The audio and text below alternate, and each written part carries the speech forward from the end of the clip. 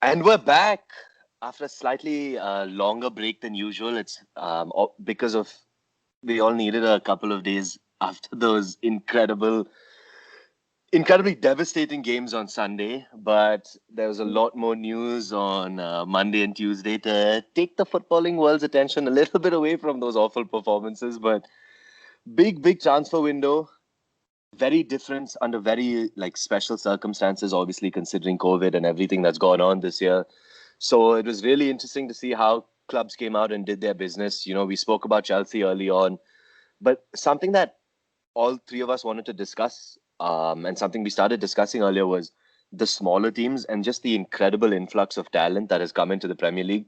Just reading out a few players like Rafinha, who is like a really up and coming player who killed it for Rennie last season, has now moved to Leeds.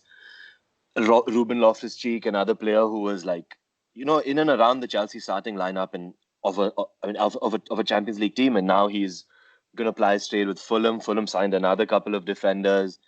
Walcott, the Arsenal Back to legend, Southampton. returning to Southampton. So, what do you guys think of just the overall transfer business? Is this something that you will? I mean, did you expect more business, less business? Do you think the teams have done enough? If you could like talk about specific signings that have like impressed you, Apur. I I honestly expected way less business than there was this season, this transfer window, because I thought, the finances will be affected and all, but I guess only United's finances were affected and no other clubs. And you didn't mention, according to me, my 7:30 pickup in Fantrax, Ross Barkley is going to be a great signing, Completely as he forgot about showed him and Grealish. Grealish just posted a picture today, actually, of him and Barkley just walking and saying we're going to dominate the Premier League. it. But Cute. I don't know. And I just think that the talent has been spread out, not just the big clubs buying. Everton's had a really good window. Wolves, I think, have bought well. And as you mentioned, the others, like everyone's got a little bit of talent here and there. So it's much better because last year everyone said that Liverpool won the league because, the Premier League was shit. And hopefully this year Liverpool wins the league when Premier League is good. Yeah, but and one big signing, I guess, you know, now of the bigger teams, Apur mentioned Everton there, but Arsenal have been screaming out for a Vieira replacement for the past, like, how long has it been since Vieira retired? I mean, not Since Anita left just gone. 15 years. And they had Diaby, obviously. How can I forget for that short space in between? But since then and now, big signing in Thomas Partey. What do you make of that? Something Anite has been excited about. A I CDM mean, signing. yeah, a lot of Arsenal fans have been excited about this signing, but I've followed these couple of data analysts, football data analysts on Twitter, and they had sort of an interesting take on Partey. No one really knows what kind of midfielder he is. If you consider him as a defensive midfielder, his output is not that great. It doesn't warrant a 50 million euro signing, you know. And if you consider him as a box to box mid, he doesn't contribute that much in the final third in terms of goals and assists. So they were arguing that a 27-year-old who costs 50 million, it could be, like bad because in a couple of years, if it doesn't work out, then we'll have another 29-year-old in our hands, and it's going to be another Ozil sort of situation because he apparently he this entire fee could be worth around 110 million because he commands like 200K a week or something.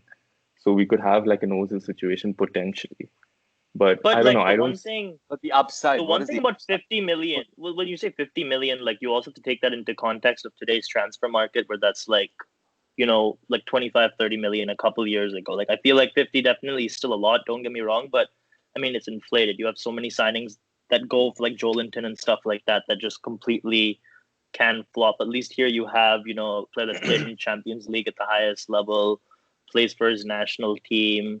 Mhm. And I mean, like you said, the one thing, and I don't know if this is necessarily a misconception in recent times, but he's not truly just like a CDM who wins the ball. He can dribble the ball. So last year, I think I was telling Apoorv this, like for the top three players in Europe, I think it was minimum 50 attempted dribbles. He was in top three for success Yeah, rate, along with Thiago and I think it's Awar. But Kovacic and then and he can Thiago, also I thought. Wait, but okay, yeah, Arsenal Kovacic. It's signed not Awar. Awar. So Awar, he's coming. He's coming in Jan, Yeah, he's actually. coming. He's coming in Jan. He decided to postpone because of COVID. Yeah. But I mean, yeah, I completely agree with what you're saying, but these people, like, I thought made an interesting argument because Arsenal, like, in I mean, recent yeah. times especially, they've always had these sort of problems in terms of an Ozil and even Lacazette to a certain extent. He's 29 right now, and, like, they couldn't, I don't know, there was talk of him going, but they couldn't quite find a buyer for him. So in that sense, it is a risky buy. But I mean, in my view, like the way I saw him play against Liverpool, especially, I thought he was the best midfielder by hands down.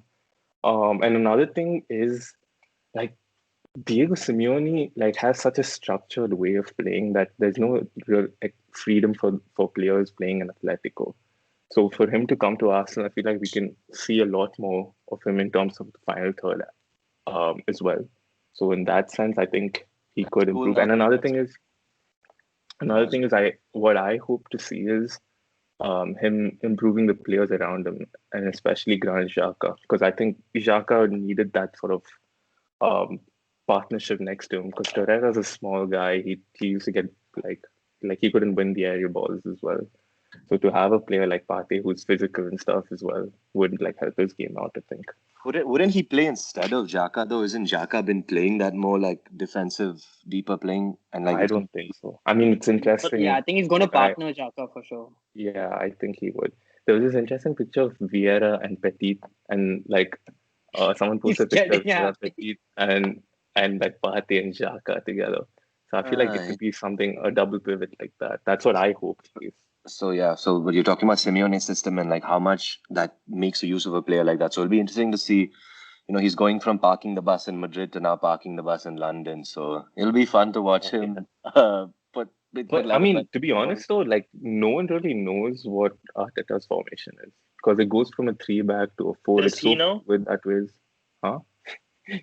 I'm pretty sure he does because based on the hand actions, apparently he knows above well. Liverpool, I think so. I don't know. Yeah, I think Yeah, he's doing. everyone. So for everyone on the Commanding lead. podcast, Arsenal's currently ahead of Liverpool on goal difference. So and I Why is think that? they're gonna That's continue. actually a goal difference. No, but anyway, We so lost. talk about commanding lead. We were talk.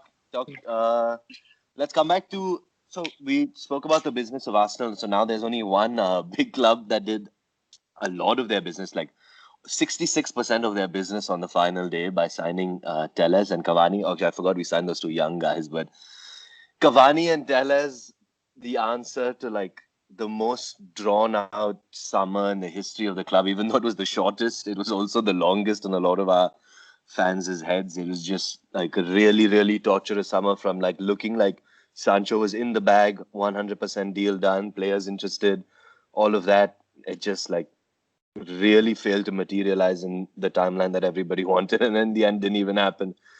So we'll talk about the transfers first, Cavani and Telles, and I mean it just reeks of like the type of transfers United have done over the last few years. I mean, another South American who's going to wear the number 7. Like, what could go wrong? You know, no, and like another South American above the age of 30 who would have been a great signing 6 years ago, 7 years ago, who's now looking for his last contract. You know, that's what United is becoming, like the club that offers these like washed up players their last opportunity at the limelight. And I'm hoping all of this is wrong and he can have a similar effect to Ibra, but I just don't see it considering, the only different thing with Cavani though is that he's not like a Falcao or Di Maria. Was just a one-off situation, but he actually is a workhorse. He works extremely hard, and he's absolutely fit. He's kept in shape, and he's not played since March, so he doesn't have that fatigue also. So they got that signing because of they wanted a big name just to fill in that spot. Yeah. But I think it could work in their favor also just because of the personality. Because he was linked with Atletico, and because everyone thought he would be a proper Simeone player where he'll be a forward who'll work really hard and work his ass off. And that could actually help because in the forward line, United don't have that kind of player. So he could, I think, potentially offer something very different. Have you guys heard how he's been keeping fit in the off season? He's been apparently horse riding and doing ballet dancing. Yeah. Wow, he seems like the type. Yeah, but to add to Apu's point, I also think that early in his PSG days, he was playing on the left wing as well. So I think that could help in the sense that I feel like United like plays like a fluid front three with Rashford and Martial. So maybe even he could like add to that as well. He could like interchange with the front No, three but does and he play on the wing. start? I don't. Does he just slot into the No. starting 11? No, right? Certain players, certain. I I mean, mean, again, Martial certain. is suspended for another other 3 games, so he will play, I guess, in the Premier They're League. Is not. he They're not quarantined? trying to overturn that. I mean, I don't know if they are. They might obviously Yeah, try FA, to. like no club has ever won a red card thing against the FA in the Premier League. Some crazy stat like that, yeah. I mean, I don't see how they would overturn it because like it's like one of those things that I guess once it happens, he did commit a foul, right? Like maybe the Right. ban should be retrospect and give Lamela a ban too, but I don't really see how you can like take away from what Martial did. But anyway, talking about Tellez, who's like going to really hopefully, that's the type of signing that I see as like a little bit more Yeah. the type of signing you want to make as a club that wants to take the next level. It's like a player who's entering the absolute peak of his career. You get him for like a lower amount because it's the last year of his deal, and he's proven to have incredible talent. He's had such a great track record in the last, I mean, his 4 years at Porto, at Inter, and Galatasaray before that. Like he's had a really good career so far. Plays for the national team in Brazil. So that's a signing definitely that would have been a great For a good signing to like fee as well. complement. Exactly. I mean that a little bit of good business after like all of that, but that would have been a great compliment had we got our other transfer targets as well, right? Because there's still like that glaring need in the squad, and But what a Ashwin, way if you to. see the first 11 of United, like now with Alex Tellez in, it's actually a very, very good squad on paper. Do you think like Ole is not capable to get the best out of this squad? Because I was listening to some I was just watching some YouTube video of BT Sport or Sky Sports or something. I don't remember what it was, and they were pointing that out, and I thought it made a lot of sense that on paper they have incredibly good players. Their first 11 is arguably top three, but it's just that Ole cannot bring out the best, and he cannot fit the players where they should be, and give their best. So, do you think Yeah, a change in manager is more important than the transfer window they had, or vice I think versa? Ala was going to say something. Yeah, so no, this is actually something that I also was thinking, not necessarily from the standpoint of transfers, but more during that, with that game that we're going to talk about in a few minutes against Spurs, where, my question slash point is the fact that if you compare United and Arsenal, right? Like, if we assume that, and I mean, I think you can probably argue that United's squad is probably better than Arsenal's, but since the time Arteta has taken over, it seems like Arsenal is progressing forward. And United, they had that good restart after. I mean, they had that good start after the restart where they seemed to be scoring goals and stuff like that. But it seems like a lot of the complaints come from the fact that what is the board doing? There haven't been signings and whatnot. And while I definitely agree the signings should have been there, it still seems like from a squad standpoint, it seems like Arteta has seemingly done a lot more with what he's had at his disposal versus what Ole has had at his disposal. Yeah, I think that's a great example bringing up Arteta because if you look at like Arsenal's transfer window, obviously there is that usual, Yeah. that they want players, this and that, but there's far more confidence in their squad as opposed to like where United's outcry was like desperation to bring somebody in, right? Like it was like this, and coming back to Apu's point, also talking about like just the squad on paper and all of that, and is he the right person? And that's something I mentioned a little bit about earlier. Talking about how these players are all at an age where it's the absolute perfect age for them to be like taught and like driven in the right way. So they need like that type of guiding force, especially like we were talking about this earlier as well. Like Martial and Rashford are young in age, but that's really not reflective of their experiences. They both have been playing now for 5 years at the top level.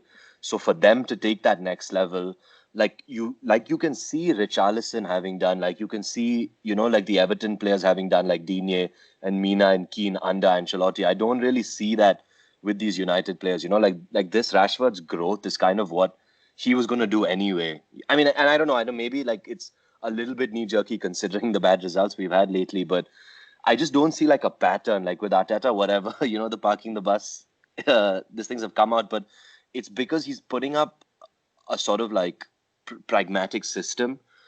and it sort of needs time to develop. You need your defenders to get in that mold. You need your CDMs to understand that position, all of that. And I just don't see that in United. You can see that he doesn't even know like the consistent starting 11. He's constantly chopping and changing. He doesn't believe in Greenwood yet as a winger, and obviously he's not even that in that position. So we have like a real open spot in the team, and that like leads to a lot of imbalance in the rest of the squad. But I mean, coming back to the basic question is Ole the right man for the job? I don't think this current state of the club would make it easy for anyone to succeed. I'll say that Right. first, but at the second, I mean, my second point is also like if you really have ambitions of like completely changing the way the club works and going back to the older days, I think he's good enough, for the next year or so, at least for the next couple of years. But I don't know, like just the structure of the club, they seem to be happy with that top four and all of that. So, I mean, it's just I a really will confusing situation up top. I will say this though, you have tried and tested managers and it hasn't worked quite well either, like in Mourinho and Van Gaal. So I don't think manager is gonna fix your issue. It's more to do with the owners and like getting ahead of I football I don't to know. help with. Like I feel like there's definitely like I'll agree in the sense that there is a certain amount of toxicity just overall from the fan base, from the board, just overall that adds that unneeded pressure for Ole. While you seem to have a lot more support from the Arsenal fans, just we're gonna just use that as an example for now. And obviously, for those of you that haven't seen, I would recommend checking out Evra's rant on Sky Sports after the game, where he was just kind of talking about this in a slightly different way, but I mean, yeah, that's the biggest thing for me, and it's. I mean, I hate to use Klopp as an example, not to be biased in the sense, but when he came, there was a certain amount of, and it still kind of exists in the sense that, like things don't happen overnight. You need to have these players progress from a tactical standpoint and a system standpoint, but also just as players. And I think you are slightly seeing that with Arteta, with some of those players, and like I said, once again, there's definitely unneeded pressure from all sides that are hitting Ole, but it doesn't seem like, and I mean, Greenwood seems like a good example to use in terms of that progression, but overall, the squad doesn't seem to be moving in any sort of direction. And, like at a certain point, like while you are a big club and you expect certain transfers, you also have to make do with what you have. And I don't know. Yeah. And I also think sometimes these transfers, like the Maguire thing, right? Like he should definitely be considered to be benched, but like it's just Yeah. if you make a transfer like that, you're kind of locked into playing him every single game, right? Like whereas as opposed to like if you have a little more flexible strategy when it comes to that as well, you can like have more options. But I think moving forward defensively, that's something that Ole doesn't seem to have any expertise on, and that's something that really needs to be looked at the squad, right? The goals, let's just talk about the game and like the goals that we conceded, the nature of those goals were just like horrible. Like especially that, there's that video going around Instagram and Twitter of like Aurier, I don't Maguire. know if you know, with Luke. Oh, No, with Shaw. oh, okay. Okay. Where De Gea literally is like, look at Aurier, and then Luke just doesn't give a crap. He's looking somewhere else. And De Gea looks at him, he's like, man, what's your problem? Like, like it's so But depressing. as And No, I bad thought as the Harry United were, Maguire. Spurs were so good, dude. On their day, like Spurs were incredible. I was Ndombele going to can ask pass that. the Do you ball. feel I like, never knew that. Like I had read about it, but he can actually like play that role where he can actually link the midfield to the front line, and they did that so well. And Son and Kane have like some special connection, dude. Like what is happening this season? Yeah, so Kane, it seems like if you see, I mean, you see, like obviously his passing has improved year by year, but now you see how deep he's dropping. He's like dropping so deep, like messy deep, just to pick up the ball and just spray those passes. And even Højbjerg, I mean, I was reading something on Twitter about how Guardiola actually talked about Højbjerg in his book that he published a little while ago, and how he really thinks that guy is a quality player. he And had him at I mean, Bayern, right? yeah, exactly. So, yeah, I mean, not to take anything away from Spurs, but I mean, some of that No, but then defending is just those absolutely cross atrocious. balls that Kane was playing, like those perfectly weighted ones Like into sprayed, Aurier's path, yeah, like that is just ridiculous, dude. Like a yeah, striker cannot be that good. Like, and he was literally, like you said, like he was next to Højbjerg for a lot of their offensive yeah. positions. He'd come short and he was on the halfway line, like asking for the ball. And Son just like lights up the moment Kane gets on the ball, and like I thought I mean, Reguilon had a good game. I can we thought talk about Aurier, his finishing though? That's yeah, honestly like incredible. Every chance he gets, he seems to put it in. I know he missed like one easy one as well, but against Southampton he missed an easy yeah, one. Even against yeah. United he missed one easy one. But like still, I mean, it's the positioning, it's the work rate, and it's like I think this is the best team Spurs have had in a long time. I know that's a lot being said considering they've had like the team that went to the Champions League final, but if you just look at their squads, the Redknaps, Exactly. Harry and Yeah. you hear what he said, Harry and Jamie, and Harry's like, I think obviously City and Liverpool are the favorites, but if it's gonna be anyone from the outside lot, it's Spurs. And Jamie's like, come on, Dad, that's a little too crazy even for you. And he's like, no, he's like, look at their team. Every single position, they have a great backup. Now with like I don't Vinicius, know. we forgot to mention that as Center back well. seems I a think little bit that's. sus to me. I I think still center think back seems I would say very even the sus. center mids, bro. The midfield like Sissoko, Lo Celso. I don't know. I They think all are this hard is. workers. I feel like they can get the job done for Mourinho as long as the front three are good, and especially with Bale coming in. And it's like I all have of them work hard. They're not like it's But there also Neymar the were or so squad Suarez many who depth. don't times work last hard. season they played that same midfield and it wasn't like they got overrun. So I I mean, don't know. Højbjerg has come in now, and Ndombele Højbjerg, didn't get the starts for most of the games, and he seems to yeah. be clicking in with Honestly, Mourinho now. Ndomble has been a beast. I think that's a great Yeah. shout by Poop to talk about his performance. Like he is just He, really taken it on the chin. Like all of that criticism, I thought he was like desperate to leave, but he's really worked at bringing himself back into Mourinho's plans. And like Apoor said, like his skill set is so unique. You'll never see a player like I think Musa Dembele is the last person I remember who's so good at dribbling and so strong as like a midfielder who can carry the ball forward. So for them, that's a huge asset to have. But yeah, I think it's also the numbers, right? Like the only reason I think that's it's not a good shout by any means, but it's a believable shout is just this season is going to have more injuries than ever before, I think, because of a lack of preseason and all of that. So having a proper amount of squad depth, you can see that in Liverpool already, right? Like just one player off, and I you can't blame the entire game on Mane being off, but I still think that like that fear factor in the other team is definitely reduced by a level when you don't see those type of players lining up. But to be fair to Jota, he had a great game. But when Yeah, Kane I is was gonna playing, say. I would say Jota did play well. I mean, we yeah. get But started on this. I can talk about this whole backup goalie situation for hours. So yeah, let's just quickly come to Yeah. that debate. Talking about this game, quick 2-minute intermediate. I mean, in the middle of debate, Son or Mane, based on this season so far. I would say I mean, Son base. for me. I don't know. I guess based on this season is a bad shout considering like the It's numbers 4 games. difference. But That's my sample size. But I still think it's not even like even if you were to say Son, it's not even by that much. Even with those 4 games, like Mane was man of the match against Arsenal and Chelsea. I mean, I guess Again, exactly, maybe I you was could gonna say argue even Fabinho. this season, even if you Yeah, say this even this season, season.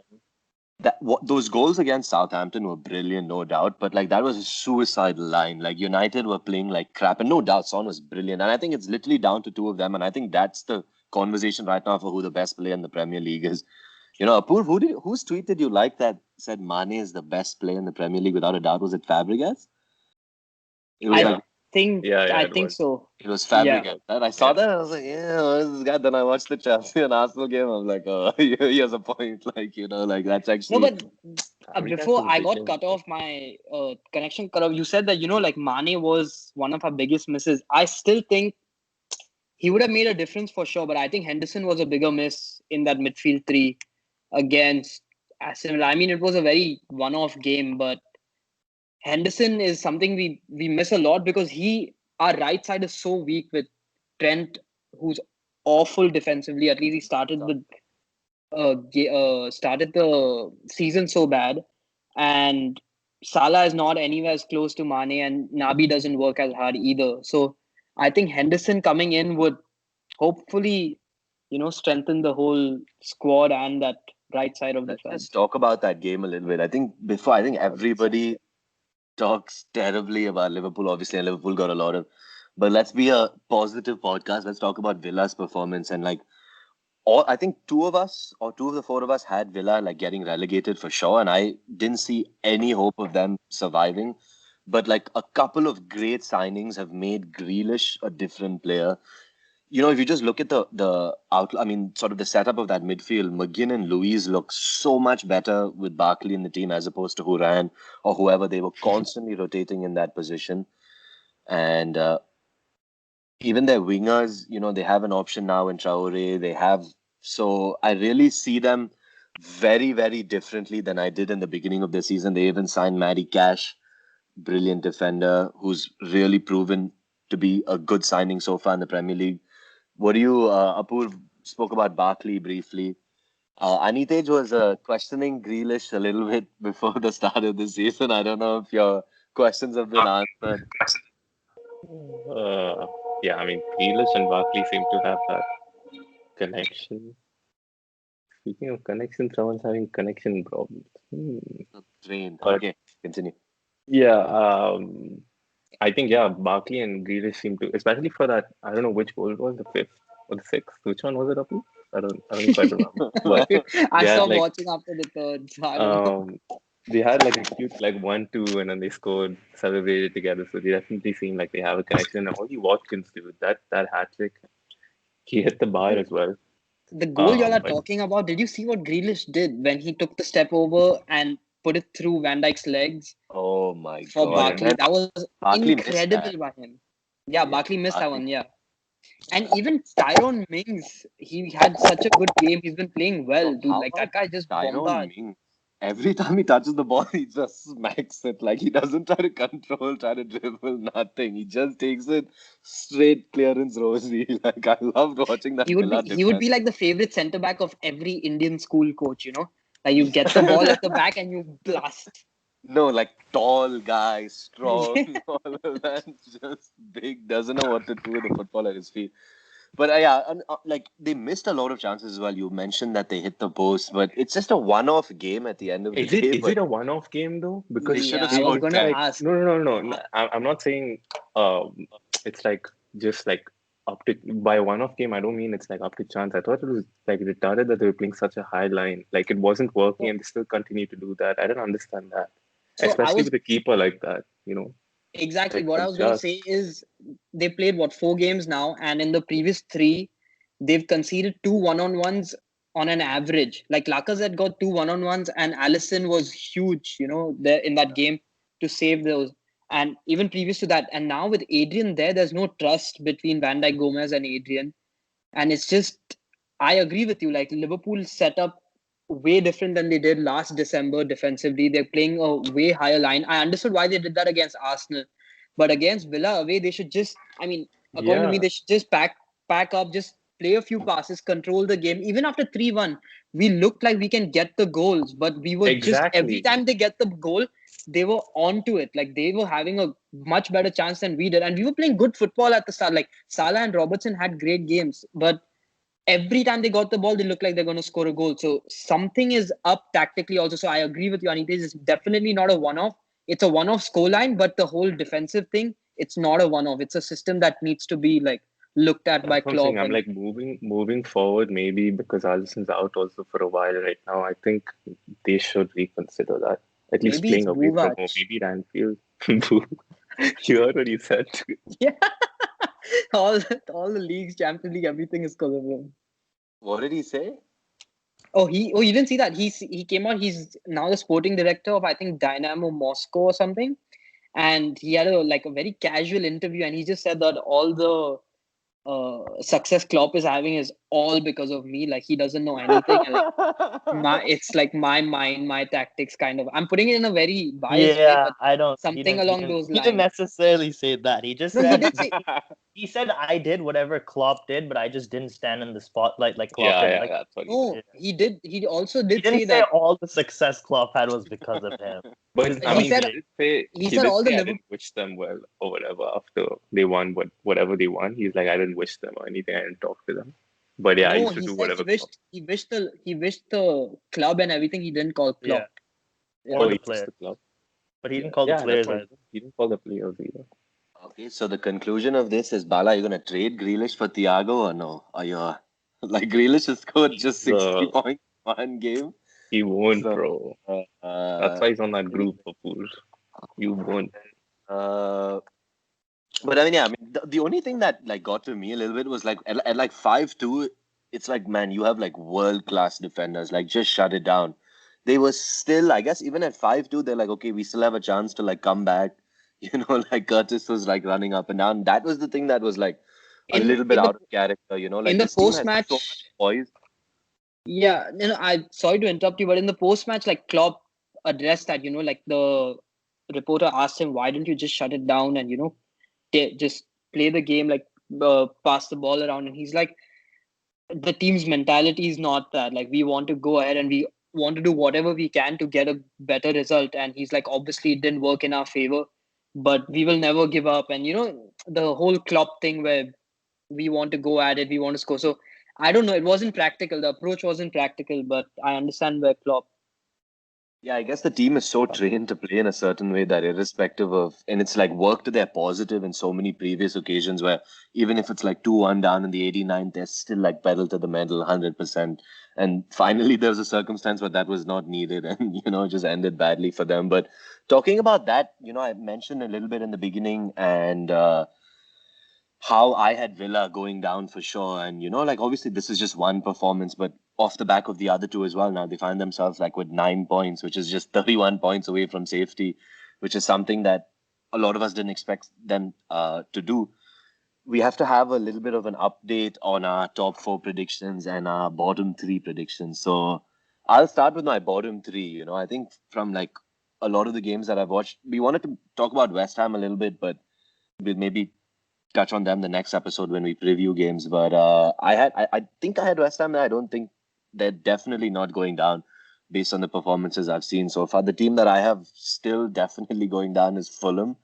I think West Brom have shown enough to like show me that they have a small chance, but I still don't see like 18 teams worse than them. So I'm gonna still stick with Fulham and West Brom, and then I had Villa, and I'm gonna replace them with Sheffield. Anite's hot take of the years. Starting, honestly, their performances haven't been really bad. I think even against Arsenal, they Been were pretty okay. bad, man. They scored literally. They came to the Scored Emirates one goal. not scoring a single goal. So we expected them Yeah. to score in that game, and they No, did but like then like one goal. against Leeds, they had like a couple of really good chances. Meslier made a couple of phenomenal saves. But yeah, I think they're in trouble. So they can't find if Ryan Brewster can't be the man for them, it's gonna be a little bit of a tough Okay, season yeah, ahead. okay. So you On go on a ahead. slight tangent, I think this Liverpool's cooking books, bro. How 23 million or whatever for Ryan Brewster, some 16, 17 million for that Dominic Solanke. They're actually cooking. But I wouldn't be surprised in 2, 3 years they get like relegated to League One or something because of They're corruption. cooking books, Scandals bro. out. How do you cook books when you sign someone? No, I mean like they could be, some shell company or something. I don't know No, what but you can. anyways, Arsenal's finishing above Liverpool, so there's no need to get so butthurt, bro. We just have a better You've got to sporting hold director on than to this for the you. next freaking 1 year, bro. It's fine, man. You lost 7-2. Just hold the L. It's fine. Hold Okay, the so okay, fine. Anyway, since there's clearly no progression in the predictions, I'm gonna go with my top four as well. I started off with City, Liverpool, United, Chelsea, or Chelsea United, and now, as much as it pains me, and I think the Villa game did a good thing for my heart because if they smacked Villa, I would have like written it off. I was ready to write it off after the Arsenal game, but just from what I've seen, I'm gonna have to go with the number 20, Liverpool number one, City two, Chelsea three, and I'm gonna stick to my hot take of the year, Tottenham fourth. Like, let's go. So that is my updated. I'll go with my top four: Liverpool, Spurs, Arsenal, City, in that order. and Whoa. in that order. And for the three teams getting relegated, West Brom and Fulham are there, and I'd put West Ham in the start. Um, but I I don't know. Burnley always, they tend to surprise, but maybe I think Brighton could go down. I'd put them in my bottom three. Oh, So you're Hmm. saying GP's boys. Lallana is gonna get relegated Relegated. from going Champions League winner to Premier League winner to Championship. That's all. Man. Anita, what are Uh, your predictions? I'm very interested in that. The I top think four, I'm curious for this one. I think Liverpool is gonna win. I think they'll come first. City second. I think Arsenal come third, and fourth. I don't know, between Spurs or Chelsea. I'll go for Spurs because it's Wait, you Lampard. think It's Arsenal will come third? yeah. I think And then Arsenal will fourth? do well this year. Huh? And then fourth? Between Chelsea and Spurs, you said. He said Spurs. Yeah, He I said think Spurs. Spurs. What? Relegation, I I would don't. say it'll be what? Yeah, go on. Please I don't. was gonna say I don't see any Evertons yet, man. But this is a Liverpool podcast, right? So I guess we won't see any Evertons. I don't know, dude. They could probably get Europa. Anyway, your bottom Relegation. three were Aston Villa, Newcastle, and West Brom. So I guess two are gone from there. Yeah, I mean both Villa and Newcastle. This is before we made signings, so I don't know why you're laughing. I would go for the current bottom three: Burnley, Sheffield, and Fulham. Right now, yeah. That's a good one. Unique. So Last but not the least, I'm in a dilemma. Do I jinx it or do I just continue saying City's gonna win it? I don't know. It hasn't City, worked City. well You for have me. to say City, bro. Jinx You and have to all. say City. don't be a scared guy like I was accused of being yesterday.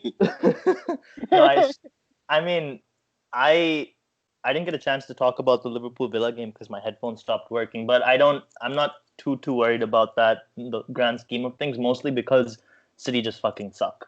So I'll go Liverpool. I'll go City. I don't know. United. I agree with Anitej. I think Arsenal will finish in the top four. And What then top four, third? You see. I mean I don't I'd know. say I don't know even about, probably second. What? okay, do you want can to go change Spurs. yours? That's what happens when you say shit like that. For all the podcast listeners, please tune into YouTube just for this. I'm gonna go Chelsea Arsenal. No Spurs for me. Their center back issues haven't convinced me yet. And who are my bottom three at the beginning? Do you have it? Your bottom three were West Brom, Brighton, Fulham. So the three I picked right now. Oh, you copied. Yep. So I'm gonna. Yeah, I'd say Fulham, West Brom, and Dude, I'll go Sheffield rather than Brighton. So copied me basically. Yeah, I will, basically. yeah. But Okay, but I just want to get this on the record that my James prediction seems to be coming pretty good. So I just wanted to get that on the we record. didn't give you any credit for the hot take. We gave Anitej's credit. Okay, anyway, and that's the episode for this week. We'll catch you all next week for an even more exciting preview of the Merseyside derby, top of the table clash. Liverpool are below Everton. Good night. Oh.